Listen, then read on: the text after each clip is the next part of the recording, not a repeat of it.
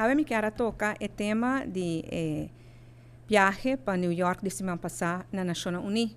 Semana passada toma lugar a abertura da Assembleia Geral número 78 de Nações Unidas. Camina cultura líder de diferentes países também junto para trabalhar riba para nos melhorar o mundo aqui. Aqui nanang meta nang de desenvolvimento sustentável, Sustainable Development Goals of SDG nang tá ponto central onde qual diferentes reuniões toma lugar. Mi mês estava 3 dias e em 3 dias aqui nós estamos tem 28 reuniões, high level meetings, conferência bilateral e é crucial tá reunião com o secretário-geral António Guterres de Nações Unidas.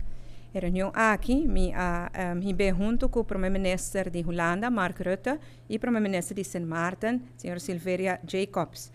Me pensa que ainda durante a reunião aqui nós estamos dando elogio para a guia e conferência de água que toma lugar na março de ano aqui, na qual Holanda a organizar e o comitê tem o honor para liderar.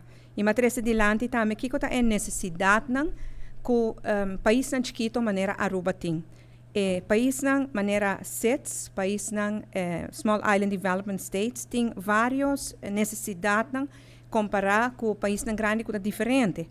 E no caso que me pedi atenção para deve não grande que o país não maneira nós tem de pandemia, de COVID.